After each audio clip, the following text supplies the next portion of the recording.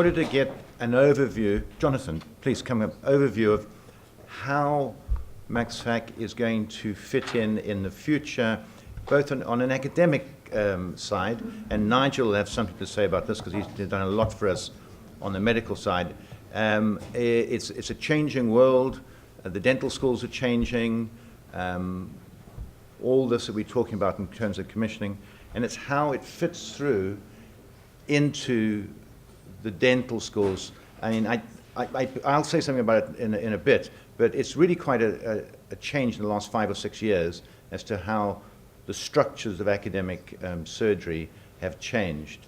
And I think you've done, in Bristol in particular, they've had a fantastic relationship with MaxFac, and I'd like to hear your vision of how it will go forward and how we can work with it. Thank you, Mark. Thank you very much for the invitation to come and talk to this group. I have to say now that I wrote a report or a response for Dental Schools Council. I'm sorry, I'm just getting on my slide. But I wrote a report for Dental Schools Council, and it was kind of my view of where I saw maxillofacial surgery sitting. I spent quite a long time on it, and I discussed it with some of the MaxFac surgeons in Bristol, and Dental Schools Council banned it. So I may not be speaking with the voice of a dean of a dental school, but nevertheless I have some interest in this, and I've also got some interest about centralisation. We've just centralised head and neck services in Bristol, including ENT, based pretty much on the dental hospital with inpatients obviously in the BRI. And I'm a casualty of that centralisation because my outpatient services, which were based in Southmead, which was one of the MaxFac's units, has now been trashed, and it's taken 20 years to build that service. It is now unworkable, and that was very much based around mid-staffs type management approaches where you just don't bother to engage with the clinicians. I've worked with lots of MaxFac surgeons. I've worked with orthopedic surgeons as well. I've done quite a lot of research with orthopedic surgeons, so I think I know where you lot are coming from. And in fact, the first MaxFac surgeon that I worked for was Malcolm Harris, or he was one of 3 that I worked for. And I thought he was a slightly crazy man, but the one thing that really struck me about him was that he had this publication in Nature. And what was an oral and maxillofacial surgeon doing with a publication in Nature? And he was very interested in this issue of prostaglandins and the icosanoids and how they fitted with disease. I liked working with Malcolm, but he did have sort of certain features, which I will discuss a little bit later on. And I actually then went to the Eastman and I did an MSc in orthodontics. And Malcolm had by now moved to the Eastman, and he was a professor. And he was pushing like crazy to get an orthodontist to do this project. And the professor at the time was not very keen on Malcolm or maxillofacial surgeons, but he allowed me to be used by Malcolm and abused to actually come up with a project where we were trying to move teeth in a rabbit, and we were dosing the rabbit with non-steroidal anti-inflammatory drug to stop teeth moving. And it sort of worked. And we certainly got, this was my 3rd publication, in fact, at this early stage in my career, and we got this publication. And I was terribly proud of that work, and it took me all over the world from various times to give talks, and people thought I was an expert in tooth movement and prostaglandins. The quirks that I found in Malcolm are quite common, actually.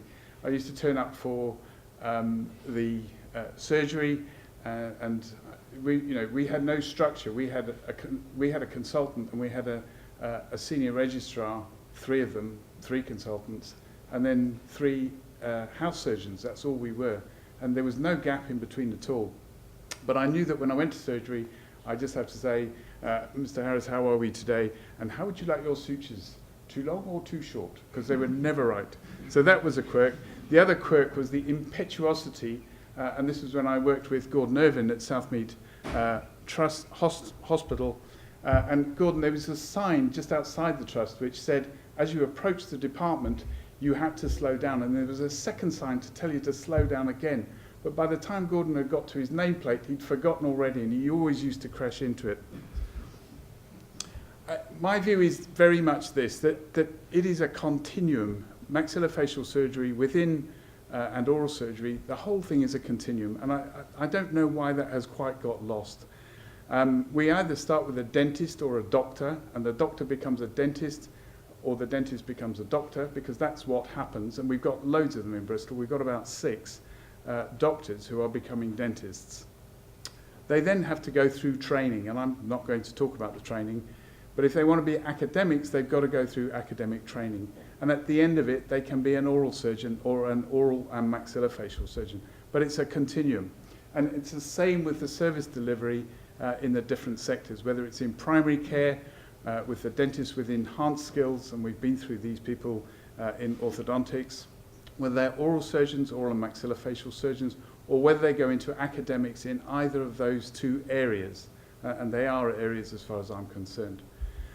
But what is really clear to me is that actually if you're going to run a dental school or any dental school, you're going to have dental and medical students in there, and they're all going to need teaching and training. And the medics get perfunctory exposure to oral maxillofacial surgery. I think our dentists benefit hugely from having a professor in oral maxillofacial surgery. And it's not just the dentists. In training, it's the dentists with enhanced skills, the oral surgeons, the oral and maxillofacial surgeons. They need that academic training. We need a professor in oral maxillofacial surgery. Right at the beginning, I said in my title, some schools, because I think we probably don't need too many of them. But we do need them. There is absolutely no question of that in my mind. And where they're going to come from, as far as Bristol is concerned, we've engaged fully with what was called initially the Walport Report Scheme and is now the NIHR scheme for ACFs and ACLs. And this was a fantastic opportunity which Bristol really grabbed when we saw actually we got some possibilities now of bringing through academics. We've also worked with a very flexible deanery. Alistair has been superb in allowing us flexibility with the scheme and seeing where it can be used and how it can be used imaginatively to tailor it for the individual and not have some crazy rigid system which puts most people off academia. Here are 4 of our people who've either been in an NIHR ACF scheme, they've been given 9 months to go into research, and then they have managed to get a research training fellowship, and these are prestigious, and they've either come from the Wellcome Trust or the NIHR, and these are 4 of them, and I'll just say a little bit more about the ones that are relevant to you as a specialty in a bit more detail. We do have other ACFs, and they're very much in the pipeline. I mean, that's 4 who are doing PhDs. We've never had this before in Bristol, but we've also got people like Hannah Pepper. She's interesting. She's dentally qualified, medically qualified. She started in the training in MaxFax surgery, and really because of work-life balance issues, she's now moved out of maxillofacial surgery training, and she's moved into oral surgery training. She's still going to do a PhD. She will still become an academic. She may well one day become a professor in oral surgery, but she has that background. She's part of the continuum. And then Shabnam Ali, Raki Patel, Sarah Garner, these are all people who are in process, and they will probably do PhDs at some time. With regard to specialists that are relevant to this talk, Helen Peterson has got a PhD in microbiology, and she will go into oral surgery. She's in specialist training now in oral surgery. Barry Main, I'll make a prediction now, he will be a professor in oral and maxillofacial surgery in some dental school somewhere in the country. And Holly Cole Hawkins, I suspect, will be a professor in oral surgery at some point somewhere in the UK. And they're all working in areas that are relevant to them and to their specialty areas.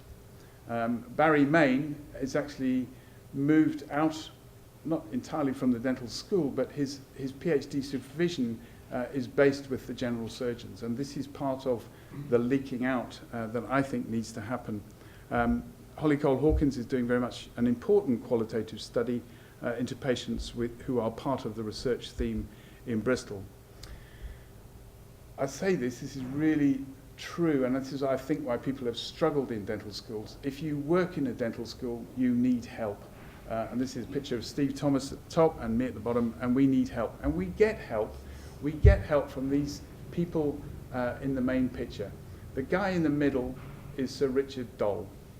The guy on Sir Richard Dole's left is George Davey-Smith. George Davey-Smith is a professor of epidemiology in Bristol. His current holding of grant funding is £55 million. He's just been given an MRC centre status, and we are part of that MRC centre. The guy on Richard Dole's right is Andy Ness, and he works with us in the dental school. He is an epidemiologist, he's a medic, but we work with him and we bring to him problems that we have. And this was Andy, he'd only been with us 18 months, and this grant appeared. And it's looking at head and neck problems, head and neck cancer problems, and it's looking at cleft lip and palate. The cleft lip and palate stuff is we need to rerun CSAG. We've centralized what's it actually look like. So the link between these two things, facial disfigurement, functional issues, requires surgery, resource intensive, multidisciplinary, centralized or centralizing. I couldn't have chosen a more relevant slide to come to this meeting. So the impact of reorganising cleft services in the UK, 1 in 700 live births, 1 child every 3 minutes in the world. This is a worldwide problem. In the UK, we went through this, 1998, the CSAG report came out, 57 centres down to 11 centres. Has it worked? We've collected that information as part of that grant, but the bigger opportunity came with that centralisation for research, because you brought this down to 11 centres. You could actually get these patients, these rare conditions, relatively, and you could actually monitor them. So George said, what you need to do is create a gene bank, and they do that in spades. Well, why the gene bank? Well, we know much more about genes now because of the Human Genome Project. You share half of them with a banana, and sometimes checking with one's colleagues, you're not sure which half they've got, and 85% with a nematode worm. We've now got funding as a part of a £10 million matched investment between the Universities of Manchester and the University of Bristol to look at clinical trials issues in cleft lip and palate, and to develop this gene bank as part of a national profile. This is hugely ambitious, but it's now achievable. In fact, we're recruiting our first cleft patient to the gene bank next week. On the way, with Andy Ness joining us and we starting to bring clinical problems to him, Steve Thomas decided to look at abscesses. And in fact, in this BMJ paper, he was referred to as a consultant in dental abscesses, which I think just confuses the picture even further. But he noticed that there was an increase in admissions, and we've heard this, and it's clearly relevant. And there was an increase in admissions, and an increase in bed days related to dental abscesses. And what was perhaps more frightening was that David Moles, who's in Peninsula, took this information and said, actually, it's worse than that, because the increase in dental abscesses relates to socioeconomic status. Poorer you are, the more likely you are to have to get a dental abscess and go into hospital. So that's something for people to think about, because that's part of the centralisation process. And I had to show these pictures. I hate this kind of work, which is why I got out of oral maxillofacial surgery after 6 months. Andy's cohort, other half of that grant has been to develop this head and neck 5,000 cancer cohort. It is real. These are the centres they're now collecting from and recruiting. And that will happen. There's absolutely no question. The other thing about this is that Steve Thomas, because he's an oral maxillofacial surgeon and he does things like PEGs, wants to know about issues like what happens to post-operative feeding. And this is all about a gum chewing trial, and I'm not going to go into the details of this other than to say, when you've had gut surgery, you need to get some early feeding going.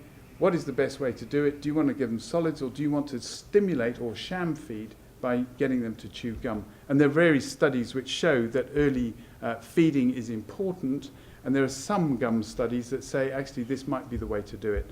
But Steve has now got a grant, together with Andy Ness, to look at this as a genuine part of post-operative recovery. And it's important, it's relevant, it's wider than just dentistry. And this is Andy's latest trick. He's just swung a grant for $4.5 million to create what is called a biomedical research unit, and it relates to nutrition. And that stretches across the whole of medicine and dentistry, and it stretches across the whole of the university. So, I mean, these are all highly relevant. These are ambitious moves, which I'm really glad we've made, because I think it's put us into a different position. So why I think dental schools do need some professors in oral and maxillofacial surgery, for the following reasons: that dental schools train dentists. That's our function. Dental schools are run by academics, and it's across all the disciplines. They are unique. There is no question of it. You don't have ENT schools or dermatology schools. You have dental schools because they train dentists. And oral and maxillofacial surgery is part of that continuum in dentistry and in medicine. And oral surgery is part of the continuum in oral and maxillofacial surgery. And certainly the research, the teaching and the training base in oral and maxillofacial surgery is relevant to both dentistry and medicine.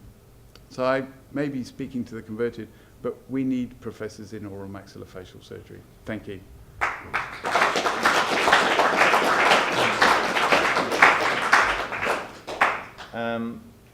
Jonathan, can I ask you, in the past, I'm going to relate to both academia in medicine and in dentistry, there were posts of general surgery at Imperial or at UCL, etc. And definitely I was appointed to a post, a definitive post with guys. In the medical world, I get the opinion that they've stopped those. Kevin Bernand finished at Tommy's, and he was never reappointed. But what seems to be happening is that the universities are investing, and actually you're doing the same in a funny way. So that, let me just take King's Thomas. They've invested in imaging in a big way. 50 scientists, all this sort of stuff. And they're waiting for people to migrate onto that subject. Okay, so they're not necessarily funding professors of surgery at Thomas's anymore, but they're waiting for someone to migrate into the area where they're investing a lot of money, and then they give them a chair. That's the sort of thing that's happening as opposed to. Now, is that model going to come into dentistry, or do you think there's still going to be appointments, in the press, Leeds Dental School, Professor of Maxillofacial Surgery, or is it going to evolve? I see it in medicine evolving now, as opposed to appointing to official. I think it's going to evolve, but in dentistry the biggest problem is clinical academics, full stop, because it doesn't matter whether it's oral maxillofacial surgery, oral medicine, pediatric dentistry, orthodontics, you cannot find people. So in Bristol, Steve Thomas was a consultant senior lecturer. The professor in oral surgery left, and it was kind of, what do you do? And actually the move we made with breaking up posts and mixing with the NHS so that service delivery was paid for and that academic time was more explicit, enabled us to get a much better handle on somebody being able to develop as an academic. Now, we wouldn't have advertised for a chair in oral maxillofacial surgery unless we knew we were going to get one. And we've been quite canny with that, although I have to say 2 of the appointments have been disasters because the people who came in were hopeless and couldn't do it, and they left. So I don't think you can say we want to have the Mark McGirt chair in oral and maxillofacial surgery based at King's. I think those eponymous chairs and actually having it structured like that is no good. And I think you have to move with time. For us, the move to getting an epidemiologist in, a genuine medical epidemiologist connected with people like George and Sir Richard Dole, was absolutely the right thing to do, because all we brought was some ideas, and we knew that we were pretty rubbish academics who couldn't really ever get that bigger picture stuff. But if you see someone like Andy Ness putting together a grant, you'll win. I tell you what, in the last year or so, I suddenly realized that you have to have a professional grant writer to get the grants nowadays. Now, what I mean, you don't buy them. They're there. They're the chap that you're talking about. That's his job. His job is all about writing things and linking in with groups within the medical schools and dental schools whose job is, they're scientists and they're very good at writing these grants. But if you as an individual, if you think you can write one nowadays, it's disaster. And you know, I moved out of the dental school to a large extent with Nan Wilson, and it's been the best move for me. I'm into medicine now, and I don't know, as a group, there's been 2 grants go through, one for 7.3 million and one for 1.5 million. Now that would never have happened in dentistry. I did this, and so it's this linking. And actually, you've done it. The dental schools that stay in dentistry are not really doing any good. That's right. You've actually done that yourself. You've moved out and into a wider sphere, and with it came all this resource. But just make the point, Mark, they can't write the grants without the ideas. No, and an epidemiologist or, in fact, a basic scientist sitting there does not have the ideas unless they are clinically relevant. I agree with you. But yeah, I agree. Nigel. Mark, can I just say we're delighted to have you in medicine. I think it's a visionary move, and I think people like yourself who've come through a route have taken a very clear stance and you know, are moving things. The academic story, I'll talk a little bit about it in my talk. You asked me to, but I mean that was an excellent presentation about the case need. Well, Nigel, that sort of opens it up. Unless we've got some questions to Jonathan. I mean, we have a number of people who are going. I've been absolutely flabbergasted. You'd have thought, as I've tried to sit here dealing with you coming through, you've done dentistry, or you've done a second degree when other people are doing PhDs. And I thought that's been a big disadvantage because actually, from an academic point of view, you're losing out there. And I thought that would be it. However, I wouldn't say a flood, but there's a definite trickle of you coming back and wanting to do PhDs. I have 4 or 5 now who are 2 Beakers here, Schilling was with me as well, Tom wants to do something, and coming back into this sphere where I thought you wouldn't be doing it, and you are. And I'm really surprised. It's fantastic. Leo's interested in it, and he's here. So it's bright from an academic point of view. Really strong. Nigel.